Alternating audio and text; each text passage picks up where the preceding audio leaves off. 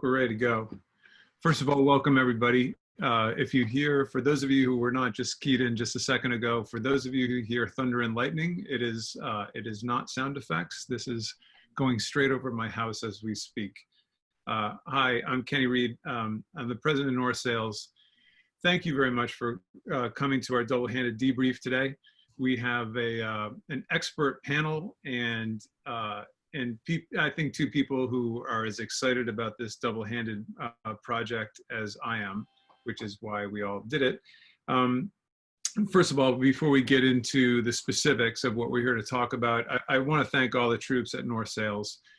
We have done, I don't even know how many of these webinars over the last several months, kind of since the COVID crisis started.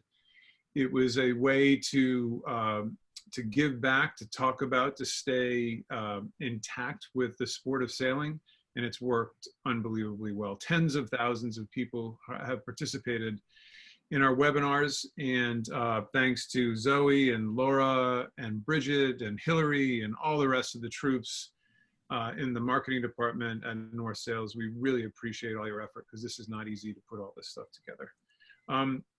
For those of you out there, I've been told to say, and unfortunately my tech savvy is pretty much sad, but hide your non-video participants. So that's all I can say. I don't know what any of that means, but anyway, just do it, I guess. I was told to do it, so do it. So finally, on to the subject matter, and first of all, welcome to Suzy Leech and Brad Reed. And you would think that if you were doing a double-handed webinar, you would only have two people involved. Well, there's three, because we kind of mixed it up a little bit. As most of you know, double-handed sailing really received a huge boost in the arm by the Olympics, making a decision that double-handed sailing was going to be part of the 2024 Olympics in France. And it's not just double-handed, but it's also mixed gender double-handed racing. It's going to be a 3-day, 2-night race that's going to determine a gold medal and in the 2024 Olympics. And there's no question that that has gained a bunch of interest around the planet by people who maybe thought of it as an interesting option to go sailing, but maybe not thought of it as a primary part of going sailing. You know, I think most double-handed racers would tell you that they've always been kind of considered or thought of as kind of the outsiders. The solo, you know, the solo short-handed, double-handed sailors have been thought of as the outsiders, as the kind of the crazy people on the fringe. Well, first of all, I'm very happy to join that fringe, that lunatic fringe, because I am having a blast doing this. But at the same time, there's no question that the Olympics has given a lot of street cred to the double-handed racing world. And I always mention this whenever I'm asked, because I feel like I'm asked all the time about double-handed racing as if we are pioneers. I very quickly put my hand up and say, I have nothing to do with pioneering shorthanded sailing. In fact, I've never done it my whole life. And we absolutely commend all the people who have done this. I was asked a ton of times during my Volvo campaigns why I never did a solo campaign, why I never considered doing a long distance solo campaign. And my answer always was very quickly, I don't like myself that much, but I do like sailing with other people. And it kind of makes me feel the good old days of sailing 420s, sailing back when we were kids, doing the bow, driving, doing navigation, doing a little bit of everything. And it has been incredibly fun. And you know, this is a fuzzy photo, I apologize, but this reminds me that I believe the Fastnet race, the Middle Sea, the Big Five, Fastnet, Middle Sea, Bermuda, Transpac, and Sydney Hobart all have double-handed classes now. So that's legit. There's everything, you know, people are making double-handed boats, and there's everything between 100-foot trimarans made for solo or this past fall, I think it was the Atlantique race, where just for fun, two people jumped in a 100-foot trimaran and did a lap around the Atlantic Ocean. As crazy as that may sound, but boats are being made for this. Boats aren't being made for this too. The kind of the beauty of this whole thing is you can adapt any kind of boat into double-handed racing. And so it doesn't matter. You probably have to have an autopilot and a friend and somebody you like, and that's about it, and a sailboat, and that's about it. Now we'll talk about a lot of the nuance here about what I think and what we think, the three of us think, makes a good double-handed boat coming up. But the fact is that any boat can be a double-handed boat if they want.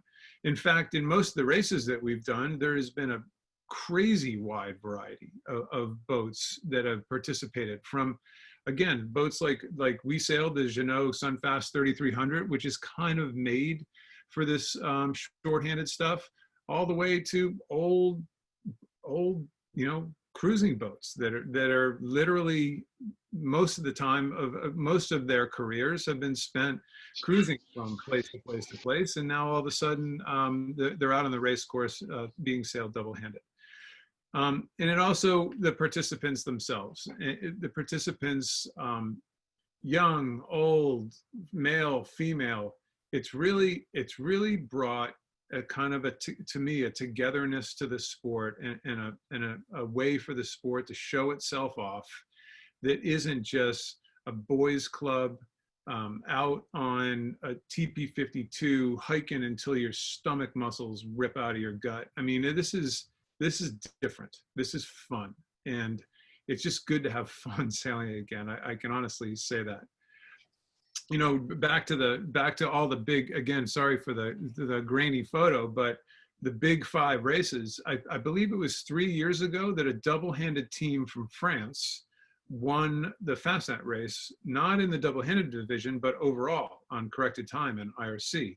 So listen, the fact of the matter is that double-handed racing is becoming legit. And I think, you know, we always talk about the COVID world compared to the world prior and the world coming ahead. In the COVID world, there's no question, has landed yet another kind of a push to the double-handed racing, because let's face it, there's nothing better than socially distancing on a 30, 40-foot boat than sailing with just one other person and getting out on the water. And there's a lot of regulations in a lot of the different towns around the world, a lot of different sailing towns around the world that haven't let people get out on the water unless you are guaranteed to be socially distanced. Therefore, double-handed racing is clearly a part of that. So anyway, without further ado, I want to bring in Suzy and Brad. And first of all, I need to shout out to my friends at Jeanneau. You don't start a program, any sort of program, without a boat. And the boat, we did a collaboration between North Sails and Jeanneau. Nick Harvey down in Jeanneau, North America, and Glenn Walters up here at Blue Nose Yacht Sales, who's a big Jeanneau dealer, have been wonderful to us. And I think the collaboration between North Sails and Jeanneau has been really strong. I know there's a ton of different double-handed boats around the world, so I'd be remiss not to shout out the Dailers and the J-boats and the Beneteaus, of course, Jeanneau. The L30 that they were going to do the Middle Sea race with, a world championship, but that got canceled.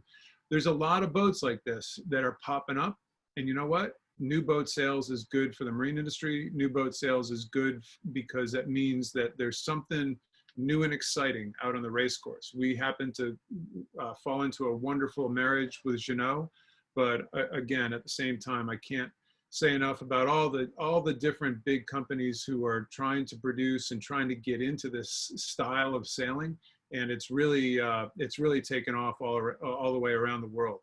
So you start with a boat, and Lord knows we had to learn this boat.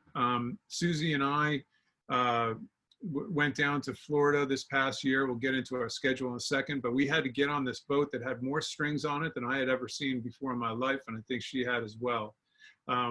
but it was a boat that I understand the pedigree of, because the designers of this boat, Danielle Andrew, who I think he has designed almost every one of the Genots, co-designed with my friend Guillaume Verdier. Guillaume Verdier I happened to work fairly close with, as he was one of the principal designers of Comanche, who we built 4 or 5 years ago.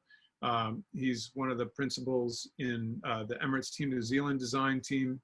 I always say, there's guys like Guillaume who are the Bruce Farrs of this generation. These are the forward thinkers of this, the John Reichels, the Bruce Farrs, the forward thinkers in the sport of sailing. So it was easy for me to get involved with this boat and this concept because of my trust of Guillaume and how much confidence I had based on what we did. This is a mini Comanche, that's what I kept telling people.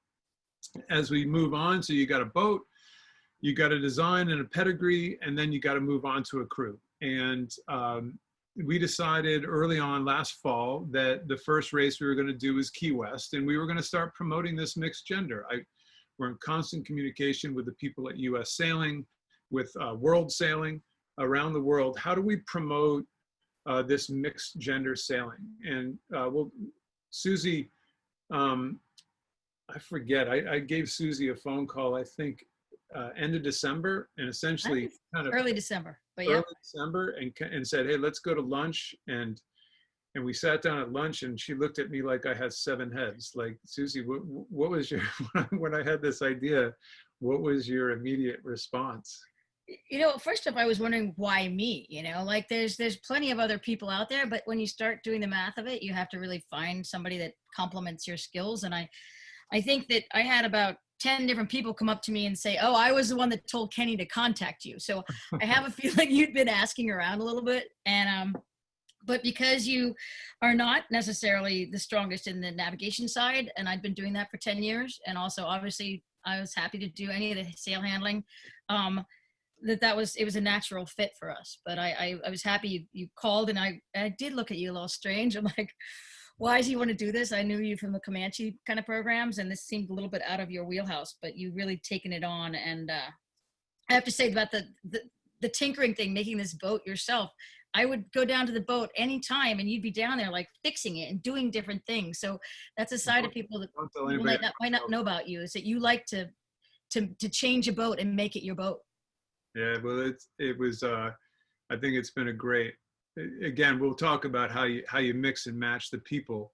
The person I didn't have to worry about mixing and matching with was my little brother, Brad. And we've been sailing together since we were essentially, since he was in the womb. I'm 3 years older than he is. And Brad and I are probably most known for having some pretty interesting battles against each other on the water. Although we won a couple world championships together, and we've done plenty of sailing together, but it's been a while. And the rumor around Newport was 2 men leave, 1 man returns, and I think we not only returned successful, but we returned happy and had a blast, and it was fun as hell having you there, Brad. And did this work out the way you thought it was going to work out, or what? Give us your impression.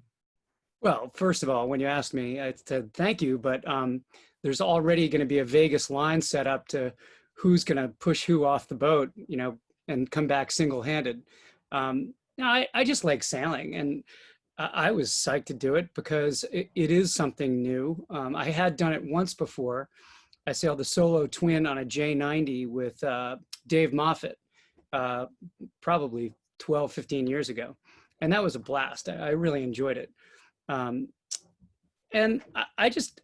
the way I look at it, I've been double-handed sailing with Kara. My wife Kara and I have been sailing a cruising boat with the kids since they were really little. And that's a lot. That's double-handing. And we're out here cruising right now. I'm actually in the interior of my little cruising boat. We're out in Edgartown Harbor, and we double hand everywhere. So to me, it was really going to be interesting to me to see the sail handling systems, all the different opportunities that you can do with sail combinations, and working with you on, you know, the staysails and the size of the staysails and you know, all the sail changing stuff was going to be all new to me, but I was really looking forward to the sail combination thing. We only got 4 to 6 knots of breeze our whole race, so a lot of the same sails going up and down. We didn't get to reef and do a lot of the shortening of sail, but it was a blast. I really enjoyed it. And we got along, except for that one time near Block Island when you almost took my head off. I don't remember it that way, but it's probably happened so many times in our lives that it just goes right over the top. I think you said, stop being so unhappy. I was just pissed off because I screwed up like some sort of sail change. Well, as the many hundreds of people out there who are watching know, screwing up is kind of part of the deal. It's trying to minimize how bad the screw up is. But anyway, we'll talk about that. So we got a boat, we got a team, we got a schedule. This was kind of the initial schedule. And now it's time to put the whole package together. And the way I do things is I kind of like being successful. I don't like doing things half-assed, quite frankly. And you know, now that I know a little bit more about it, I just figure I'd start out, you guys, with kind of the key features of a double-handed boat. I mean, we've sailed between the three of us, and by the way, part of my strategy was to sail with different styles of people. Whereas Suzy is a pro boat handler.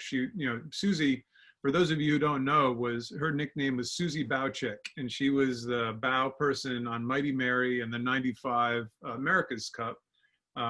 So I always thought to myself, anybody who was crazy enough to do the bow on those boats, and because there was stuff blowing up left and right all around your head, is crazy enough to do anything offshore. So Suzy's prowess was clearly going to be boat handling and navigation. Brad's prowess is he knows how to make a boat go fast. I always say he showed up at BU when as a freshman, and I was a senior. And the first practice we ever sailed against each other, I think he won almost every race, and he's just fast. So the two of them were such a difference of what they do well on a boat. It was going to be really interesting for me to kind of fit in and to try to maneuver my abilities around the skill sets of the other people. But there's some stuff that's pretty clear. And you know, we watched, like Suzy on the windy race we just did, we watched some boats try to go windy downwind off the starting line with symmetrical kites and poles and lazy guys. I can't even fathom that. It's just one of those things where I think that you worked really hard to get the sail. I don't know if you get to this later, but the sail configuration, you simplified everything, and then we practiced and practiced and practiced. So we knew going into it, even though we did mess up the start, we knew what we needed to do, and it's the practice is invaluable. So the big swept-back spreaders allows you to jibe without worrying about the mast falling over the bow. Sail plan, you know, the big couple things is a boat. I was asked a couple questions. Some of you wrote in some really good questions. You got to be able to reef. You have to have a reefing system that works. You know, some of these new boats, we have a small water ballast system in this boat. And for those of you who don't have water ballast system, I think you got to sail with smaller sails. I think you take a rating benefit. We'll talk about that a little bit in the future too, but a rating benefit for sailing with smaller sails, because you're not sailing with 6, 8 people on the rail anymore. So if you don't have water ballast, you got to think about smaller sails quick. The cockpit setup, we'll talk about that in a second. Double rudders, it's really hard to wipe this boat out. If you're going to design a boat for short-handed sailing, it's hard to wipe out a boat with double rudders. And then we learned, you know, we've kind of learned the hard way that a good autopilot and well-calibrated instruments, I think Suzy was all over the instrument calibration, but we're still trying to figure out the autopilot side of things. And I tell you what, a good autopilot sure makes your day a lot easier. And you guys, this is a photo of us coming in, but you just look in the back of the boat, how small that cockpit is. And Brad, we tried a ton of different tacking situations, but that tiny cockpit, I think if you were trying to race this boat with 6 or 8 people, you'd struggle. But with 2 people, everything's pointing right at where the trimmer and the driver is. Yeah, it does make a big difference to have it a pretty far back. It's safer if it's really windy. I'm sure you guys saw it when you had the big breeze. Everything's consolidated in the same spot. You're always near the helm. So I could even see sailing this boat single-handed if you could, you know, maybe with snuffers on the free flying sails. But yeah, it felt like it was ergonomically fairly good. I mean, double-handed is just, if you're not coiling something after a maneuver, it's already too late. There's so many lines, and they all get jumbled up, just like every other boat that we've ever sailed. But everything leading to the same spot, it's an organizational element. And you know, like Kenny said, maybe I bring sailboat, you know, making a boat go fast to the equation, but I'll tell you what, I learned so much from Suzy in the training. We spent almost a month, right, training the three of us, and also Melissa was on board, and Glenn Walters from Blue Nose was on board, and really learning how to be a proper bow person. And you know, that's where Suzy taught me so much, and those lessons made me a better sailor. And every time you get in the cockpit, you're looking at the lines, you're getting ready for the next maneuver. I brought a couple little things to the table, like before we tack, you go down to leeward, you cleat the traveler, you pull the new runner on, hand tight. You make sure that's loaded for the helmsman when they come over. You know, it's anticipating, it's 3 steps ahead versus the normal sailing that's generally 2 steps ahead. And a lot of that is due to the need for organization.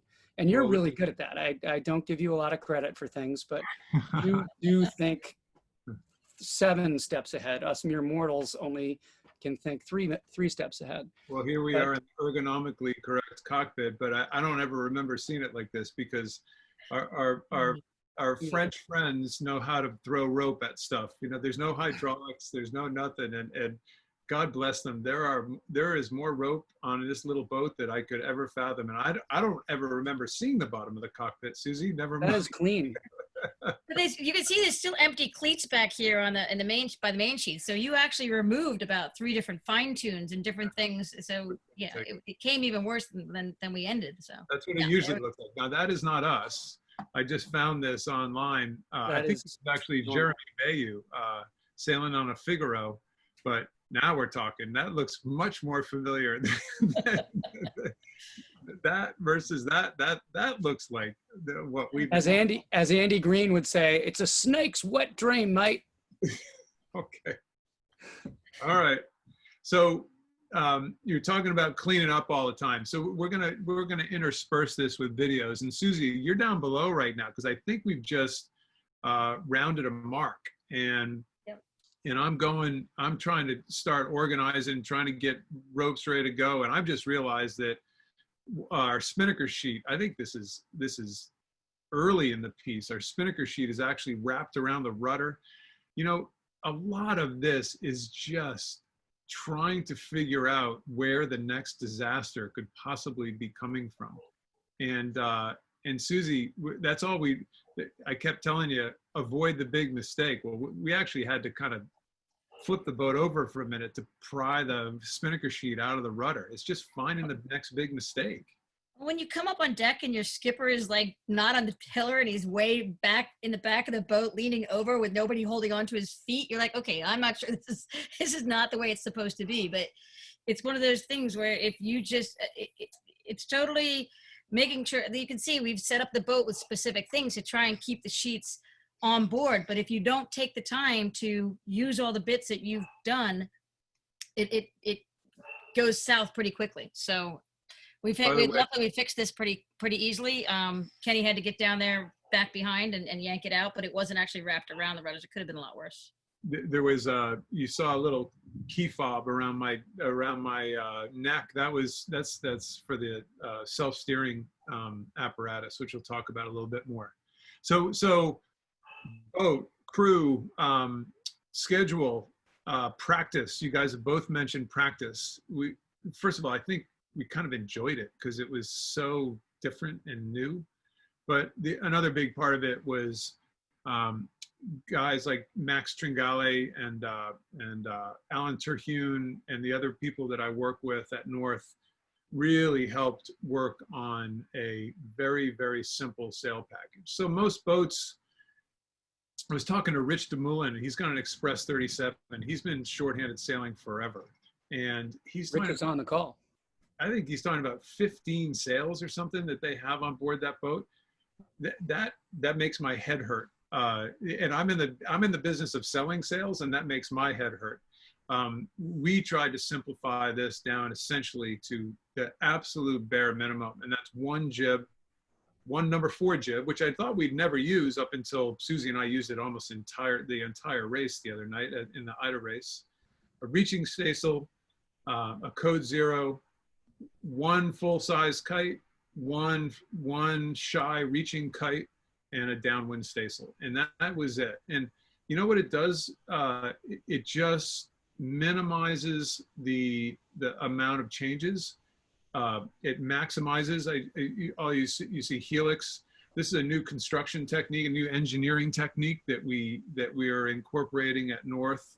First of all, on downwind sails, and now we're really pushing it forward on upwind sails. That it just makes the entire range. We can actually design a jib much deeper, and with this structure in the luff, all you need is a strong halyard. With a strong halyard and the ability to tighten the luff tighter than you ever have before, it actually reduces the loads on the entire boat, and it takes one of these jibs through, instead of a 6-knot range, we're talking about a 16-knot range. So we use this structure in these sails to really eliminate as many sails as possible. Now, not just for changing, but also for weight on board. We're trying to have as little stuff on board as humanly possible.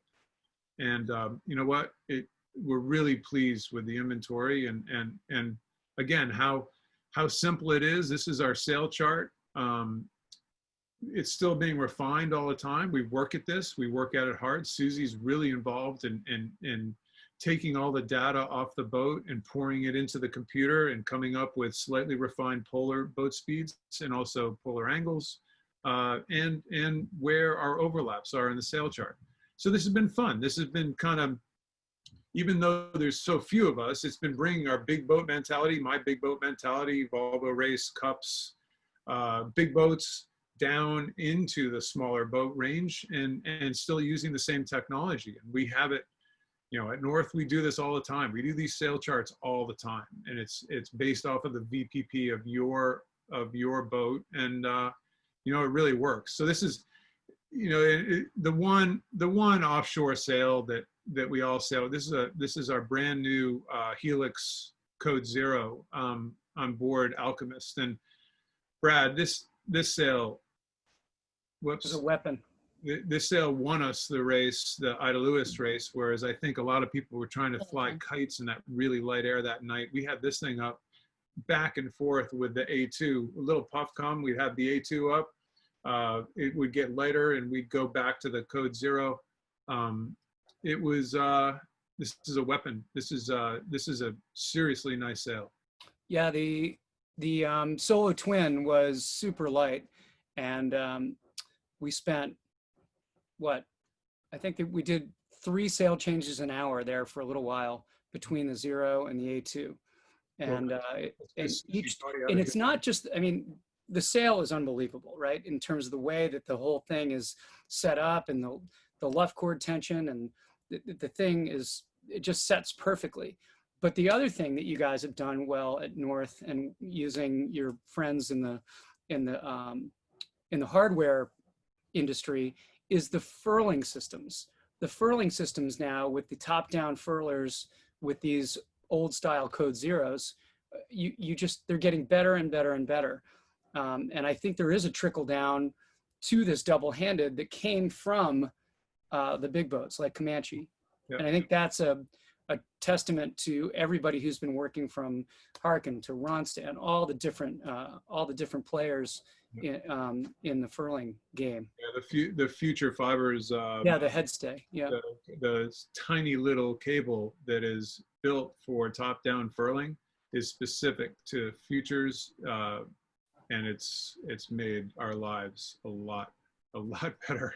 Top So a lot of people, Kenny, do want, and maybe this is a different webinar, but the way these top-down furling systems work, you know, for a cruising boat like mine, I mean, we struggle with a sock and a spinnaker, and I think this is the way of the future for a lot of cruising boats like mine. Yeah. Well, it doesn't go without preparation, Susan. Like I said, you're all over the data. You know, we were logging on board the boat almost every time we went out. First thing you had to do was get the instruments calibrated, right? Yeah, I mean, I have to say that I think that where we really excelled this year and this summer specifically is we did spend a lot of time in the boat, and it came to be, obviously, Kenny, you didn't have many other obligations going on, so it was kind of played in our hand. But every time we went out, I was either taking video of what yours and Brad's maneuvers so we could learn from that, and or collecting the data and then coming back and doing run through chats with you on Google Meets to go through what the KND data looked like and pull out and really refine what we think should be the right angles for this boat, because the polars that came with it were not exactly what we ended up finding that was working for us. So we made a lot of refinements. It's still a total work in progress because we didn't sail in anything over near 18 knots until the Ida Lewis. So we still have room to go, but the preparation was really key for double handing because you just don't have time when you're out there. A normal navigator can go down. You can see our little nav station down there. It's small, but a normal navigator, you see the little troll, they use it as an excuse to go down. Oh, I got to go download some new numbers, some new forecasts, but you don't have that chance. So we did a ton of prep for this race. Weeks in advance, we started looking at the weather trends. Kenny, I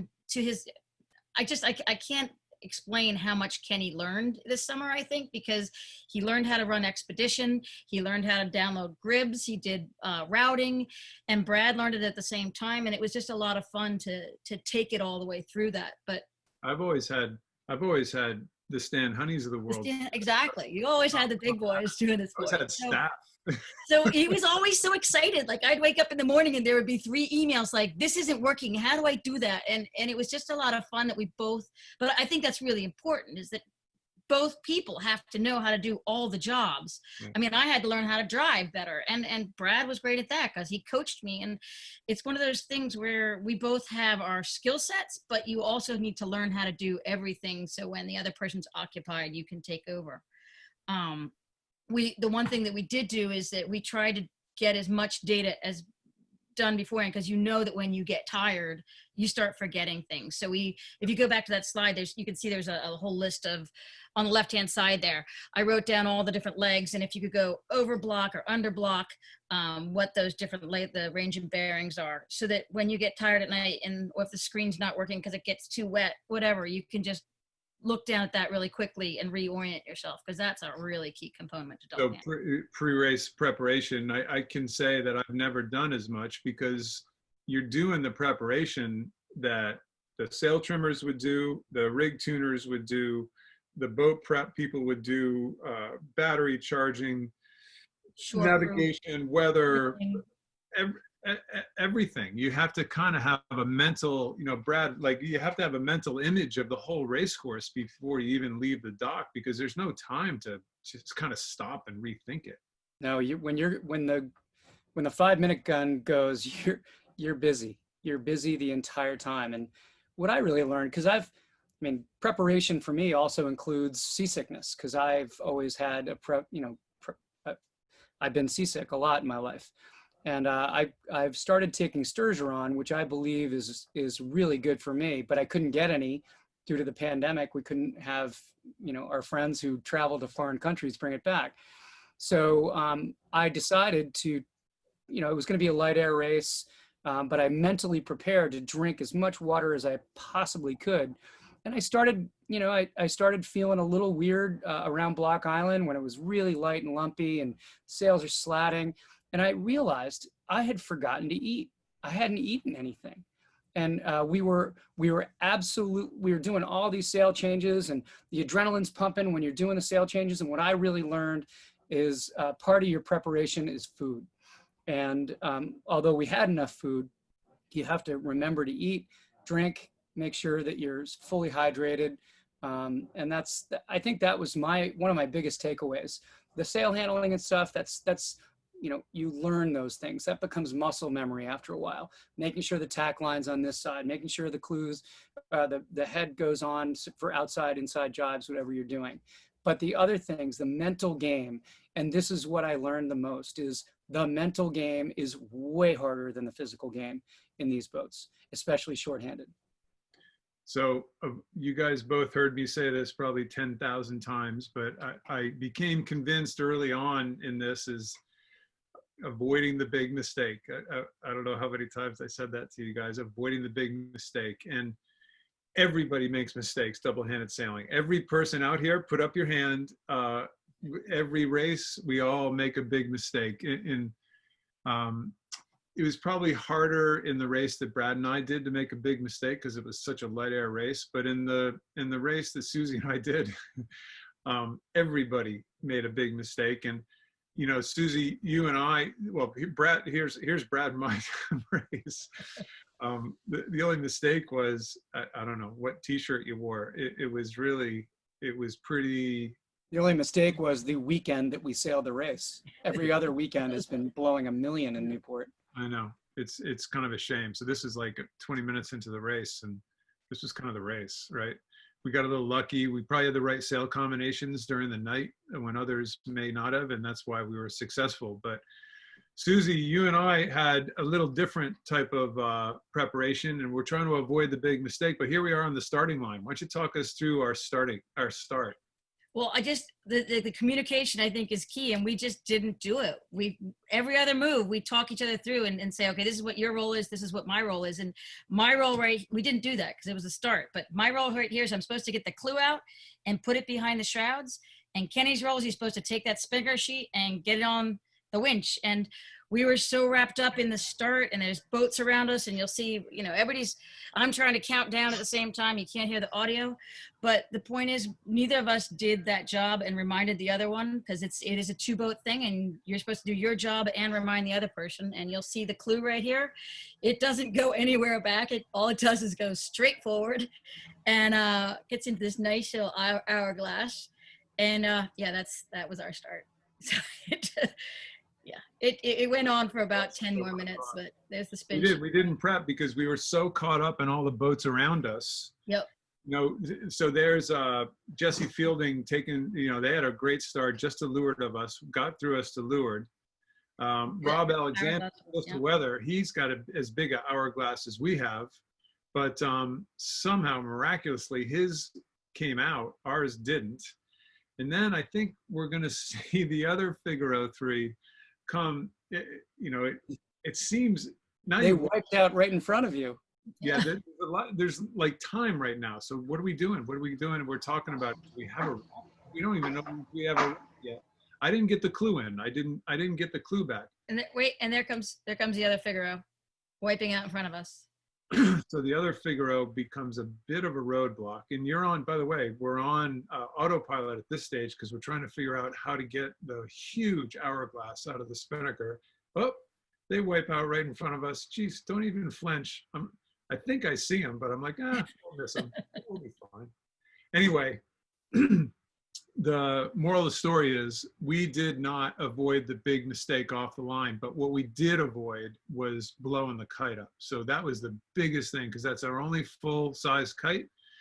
We got it down, we unwrapped it, got it back up again, and got ourselves back up in the game. And I can honestly say from then on, we didn't make a big mistake. I think Jesse missed a mark. The class 40 blew a kite up. Rob Alexander on the other 3300, they blew 2 kites up. We, dragging it in the water, we avoided, after this, we avoided the big mistake. So we're not proud of that, but at the same time, this is how it's supposed to be. This is how practicing, and this is our new takedown. And Brad's down below, and this is just blowing the tack, getting the thing under control. Getting the foot in.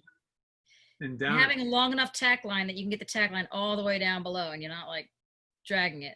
we changed our tack line lengths dramatically to make sure that we could fly that tack line as far as it needed to go. And we practiced this, you know, we practiced it. And by the way, we screwed it up so much that that's how jubilant you get. That was by far the best one we ever did. That's the fact, that's the one I'm showing. Okay. Here's one we did, Suzy and I tried to do during the race. And on the left here, I don't know if you guys can see my pointer, but that's the mark. And it's like, oh boy, we're already late. So we got it in the boat in one piece. At this stage, we've already flustered ourselves through the start, and we're not going to make another big mistake. So we got it down, tack blew off. But again, we weren't prepared, right, Suzy? We needed to, we didn't have, everything is about preparation. And here we've switched to a letterbox. For those of you who don't understand, the letterbox is through the boom and it's away from the jammers, because we actually tore a kite in practice on the jammers. A letterbox, but we didn't have what? We didn't have the tack. I think the tack line. I was probably standing on the tack line, and that's one of those things. This boat is still, it's like slippery down below, and you have to really think through where you put different stuff. It's an ice skating rink down there. Suzy, you're being nice. Kenny forgets either the spinnaker halyard or the tack line every single time. You got to keep pulling. I'm pulling against a cleated rope. That hurts. That hurts. The truth hurts. I love having your brother on. You know, he speaks the truth to power, right? He'll never be doing it again, but you just. So we might have another. Oh, and then heavy air. So jibing. I mean, we had a really good light air mode on jibing. This is not it. No, hang on a second. I gotta go back. Sorry. I usually screw this up a couple times of webinar. If I can go back, maybe I can't. Sorry. Well, let's just jump into tacking here for a second. Okay. This is something we got pretty good at, but the boat was so set up for this. Watch this. Go down a leeward. And this is all Brad, because he's like, hey, this is a great way to divide the responsibilities. And I think every team will divide their responsibilities differently. But this boat is set up so easily, so the forward person can do the tack, and the back person releases the runner, and then goes through and just, as Kenny always told me, if the jib doesn't come in, it's not the trimmer's fault. It's all the driver's fault. So it's one of those things. I learned so much from the two of you this summer. It's been a great experience. So tacking became really one of the easiest things we could do. Here, let me try to get back to the jibing. So this is 20 plus knots of breeze, ripping along. Two people, you know, jibing in 20 plus knots of breeze with 10 people is hard enough. 2 people. So we decided just to flag. This is our flag jibe. We decided just to let the halyard out, get the boat onto the new jibe, and then the sheet. Let the sheet out, not the halyard. Yeah. Let the sheet out, not the halyard. Flag it out front. Drop it to the head. Yeah, let it go to the head stay, and then just start whaling. But you release the runner.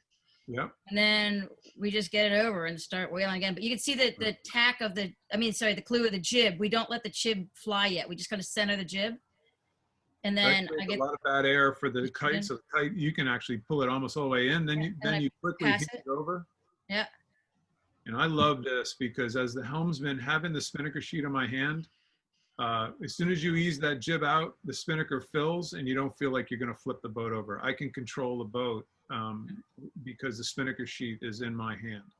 And then I go straight back up to the runner, because at this point, it's all just about the the swept spreaders, because we jibe and basically don't worry about the runners until we go. But then Kenny's yelling, "Get the runner, the mast is gonna fall." Yeah, it was pretty, there's a couple pretty squirrely. I was surprised, even with the big swept back spreaders, that head stay got pretty darn loose. So we can tell Glenn and Nick that now. he's on the call. Okay, Glenn. Sorry. Everything. So another thing we've done, and we've been really diligent about this, is keeping a playbook this summer. So, you know, when we did go practicing, we would update it for a variety of reasons. One is because Suzy was sailing on the boat and Brad was sailing on the boat, and we wanted to keep passing the information on. And be consistent and make it consistent between the two of us. Right. And it was better for me because that consistency helped me at the same time. So anyway, there's nothing really to look at here specifically, but it's just the fact that keeping a playbook is pretty nice. A lot of the big boats I've sailed on in my life, we had the most incredibly articulate, concise playbooks you could ever imagine, and it allowed new people to fit into spots that maybe you didn't have permanent members, and it would go flawlessly. And then the final part of this was, a lot of these races have yellow bricks or others, and how much you can learn, and how much you can learn by studying the yellow brick at the end of the race, where you made your mistakes, where others made mistakes.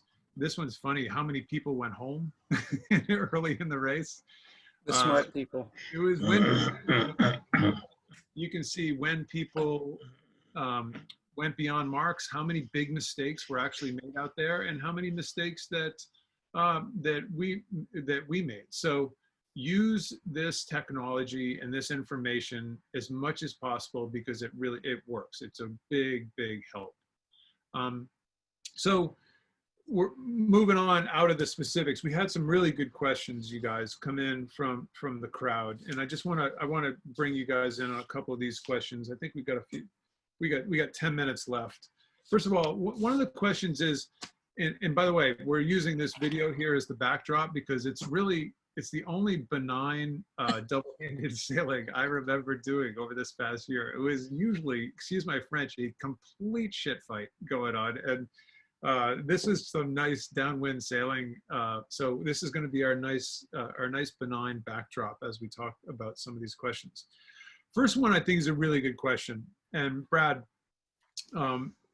let's put this to you is, when you're retrofitting another boat, in this particular case, Richard Albin says they got a FAR 30 and they've been double handing, but sure enough, FAR 30 sails with 6, 7, 8 people on board the rail. So all of a sudden they don't have any people on board, and the thing's not going very good. So what are your suggestions as to how to make a retrofit, especially a light, somewhat tippy boat like that, retrofit and make it work for double-handed sailing? Because this boat's a little lower aspect sail plan, and it has water ballast already built in. FAR 30 doesn't have that. Well, I think you already hit on it earlier in the webinar, is that you go talk to your North Sails sailmaker and you develop a set of sails that are specific to the boat that can get you a rating advantage. Smaller roach, take some roach out of the main, sail with smaller jibs, and make sure you have a prod. Obviously, the standard MUM 30 or FAR 30 still had spinnaker poles. Go to a prod and start working on the right size spinnakers and the right kind of systems. It's the truth. You have to go smaller on the sails because you can't do it. You can't do it on a boat like that. And most boats are made for 6, 7, 8, whatever, 10 people on the rail. So you really got to take that small sail plan thing to heart. I think that's exactly right. Well, look at the J105. The J105 that the Young American program, they sailed with tiny sails, and they finished second in that Ida Lewis distance race with tiny sails on a J105. So let's see. Tapio sends in a question saying he wants to modify a standard double-hand to a boat to a double-handed setup, running rigging, related equipment. In particular, is there anything you would do different on wheel steering? I would say it's probably just self-steering, Suzy. I mean, these self-steering systems are unbelievable, but you can't skimp on it. The better the system, the better you're going to have at self-steering. The thing about the autopilots is that there's so many different brands out there and so many different levels that I think you can get into it at whatever price point you can. But anything you put in there, you need to take the time to go out and tune it, because although this one has a rather simplistic version, even the amount of just a little story, we used to engage it and it would automatically go 5 degrees to the right. It's like, okay, so what are we doing wrong? It's just like any other instrumentation on the boat. You need to go out, tune it, get all the settings right. And the more money you spend on your autopilot, the more time you're going to have to invest in it. So there is a cost, benefit analysis there to decide which is the right one for you and what your goals are. But without a doubt, it is one of the most important additions that you can add to your boat to make double handing actually possible. No question. We hand steered most of that windy race, mainly because whether we didn't have our act together on dialing in the autopilot, or maybe the next upgrade higher might have worked out. But anyway, we ended up doing a lot of hand steering, and I would have given a lot for a better autopilot at the truck at the time. So one more question here. Symmetrical Spinnakers versus Asymmetrics. And a lot of the boats that do double-handed racing are on the heavier side, and they probably all live their whole racing life with symmetrical Spinnakers. And when do you make that change? Do you go to Asymmetrics? And I guess part of it, Brad, is if it's a lot of short course stuff and that boat handling part of it makes a big difference, then the VPP of your boat, how apparent wind is created, can you make enough apparent wind, probably has as much to do with whether the decision to, if you're out in the ocean and have long legs. Yeah, you can have a symmetrical spinnaker. That would be fine.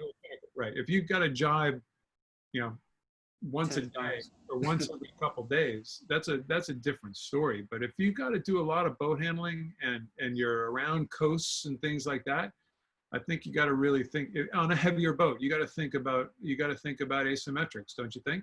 I think so. And you are limited when you're on a heavy boat like I'm on now. I mean, 26,000 pounds doesn't bring the apparent wind forward very quickly. You don't ever even come close to breaking free. The rating system will pick that up. You have to commit to the easy handling scenario over the best speed scenario. Hey, who knows? You might get good at going wing and wing in flat water with your asymmetrical. You get good at that. That's a technique. It's not easy, but you can do it. You can do it and kind of get low by going wing and wing with your asymmetrical. Plenty of J boats to it. And I think you're going to get yourself into trouble if you have to jibe a lot with a standard lazy guy, lazy sheet program. So Suzy, there's a lot of with this Olympics, this Olympic thing, certainly shining a bright light on the double-handed group right now. 2024, mixed gender, female, male. So let's throwing you in our token female of the three of us bracket.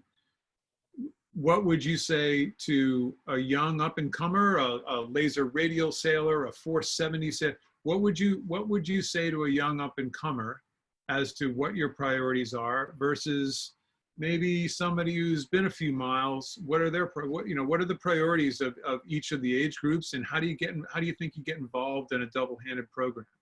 Well, the thing about this program is it's a lot different from other Olympic type programs, because you can't just go out and buy yourself a laser and start competing, and even though that's a very expensive way to go too, because you need the coaching, but this has this big piece of hardware here. And I think that you just have to be proactive. If you don't already have your own boat, you just have to go out there and not only learn everything you can, learn the skills you don't have, but you have to be a really well-rounded sailor. You can't just come in and say, okay, well, I'm actually a great head sail trimmer. That's great.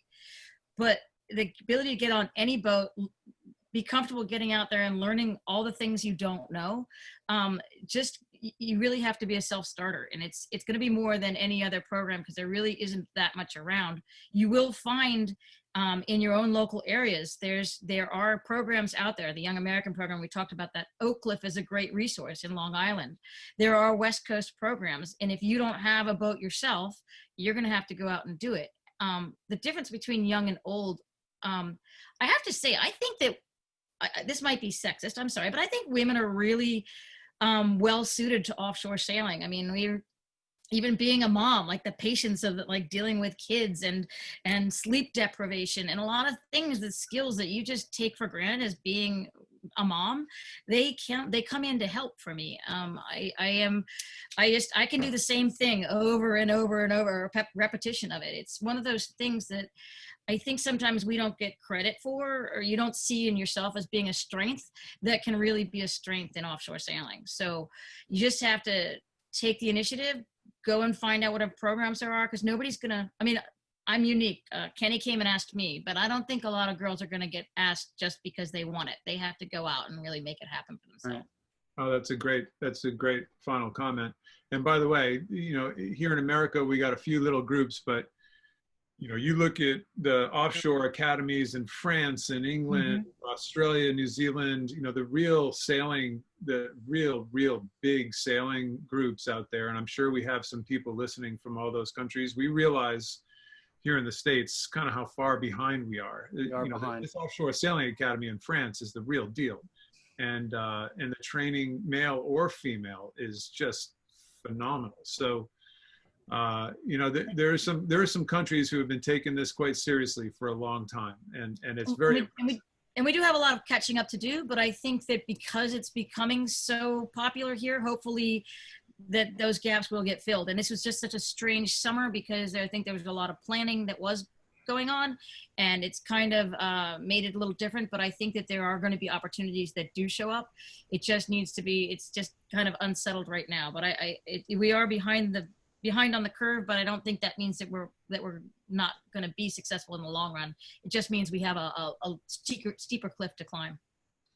Well, you guys, I have our hour is up. I got one final comment, and this is something as it relates to you two guys, and then to several others who helped in our program. But if you think, my final word of advice is, if you think double handing is about two people, you're radically wrong. In fact, to train double-handed sailing, I don't see leaving the dock with only two people on the boat ever. I mean, you need resources, and you need to have a larger group of friends who can help out. Melissa Santinello and everything she did on the shore side for us. Glenn came out sailing with us all the time. Having 2 or 3 or 4 people, well, let's say 2 people extra on board the boat in order to get set. Remember, most of the stuff that you're trying to accomplish is data driven. You're trying to figure out how to trim sails better, how to get sails up and down. You can move everybody aside for a few minutes, but getting in it, for example, leaving the dock, you know, when Brad and I left the dock to do our race, the solo twin, we had JJ on board, Porter Cavally, and he came out with us and helped us kind of sort the boat out and get it organized, and then hopped off with 10 minutes to go. You see Charlie Enright doing his double-handed deal on 11th hour racing. They never go out to the starting line with just 2 people. So don't be afraid to bring some resources along with you to help, whether you're training or whether you're just getting ready for a race. If there's an extra body that you can toss off on a rubber boat, then for sure do it, because I think it really made our experience better, because we had more people involved to help out. Anyway, final thoughts from the 2 of you? Yeah, we just watched you texting and driving. I'm getting That's Melissa. I have video of him like having a chat with Melissa. It was awesome. It was so romantic. Our navigator just couldn't get the weather up, so I had to help her out. Oh yeah. Don't go there. That's harsh. No, it's been. Oh, yeah, he's trying to get a signal now. Yeah, trying to get the signal. Yeah. Suzy, final thoughts?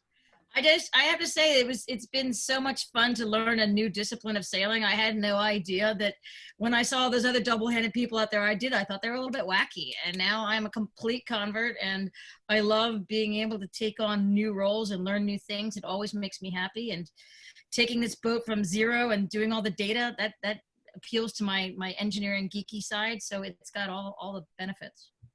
Well, thank you again to Nick, and all the people at Jeanneau North America, and to Glenn at Blue Nose and his whole team there, Dave and Andrew and all those folks, and all the troops at North Sails, of course, that I couldn't get through a day without. This has been really fun. Hopefully it's just the beginning. Hopefully we got a long ways to go. Hopefully we're going to be doing this for a while. To all of you out there who knew about double-handed sailing long before we did, I wish you had spoken louder, but you probably did and we weren't listening anyway. We enjoy your part of the sport like I never thought in a million years. And we can't wait to do it more and more. If you have questions, please get in touch with us. We will answer your questions. We're hooked. We are fully hooked. And yeah, get in touch with us and we will help. And I have one more final comment. So we talked about how bad the start was to our race that Suzy and I just had, the Ida Lewis race, and how that was our one big mistake. And one of the really sad parts is I lost this is a 3-year-old, unbelievably faded, disgusting, I have to admit, disgusting North Sails hat that went flying off my head as I ran forward to try to get the spinnaker on deck and out of the water so we didn't blow it up. So this goes flying off of my head, and quite frankly, a little pitter patter. I was going to start to cry, not because we were screwing up the race, but it was because my hat that fit my head perfectly flew off during that shit fight in the beginning of the race. So we come in the next day very successfully, had a great race. Suzy and I think we sailed really well. We win the race, we come in. The following day, we go back down to clean the boat out as you do as a proper crew. And we show up at the boat, and the hat that went flying off my head right off the starting line is sitting on top of the winch on Alchemist out in front of the Moorings restaurant here in Newport. So whoever this was, first of all, I thank you. There was no note, no nothing. I thank you. It was hilarious, first of all. And I don't know how we're going to do this, but I don't know. There's got to be some sort of reward. But by offering a reward, you're going to have to get the reward. You're going to have to give me a couple distinguishing features of this hat, and the hat does have a couple of distinguished features. So let me know who this was, because I owe you one big time. I have it back. It will be used again. It is a very lucky hat, and thank you very much. So another part of the double-handed lore. Anyway, Brad, Suzy, you guys are troopers. Brad, thanks for taking some time out on your cruise. Say hi to Kara. Enjoy yourselves. Double-handing your boat around. Go Bruins. Go Bruins. And Suzy, you're a star. It's been a blast to get to know you through this whole thing that much better. None of the success would have happened without you and your commitment to it. So I thank you very much. Well, you're welcome. Thanks, Kenny. Thanks for having us. So from all of us at North Sails, thanks for joining us for this hour. Have a great night, have a great morning, have a great day, and we can't wait to see you all back out on the water. Hopefully, when the COVID world is in our past, we get to see each other that much more and have that much more fun on the water. Take care, be safe, and we'll see you in the very near future.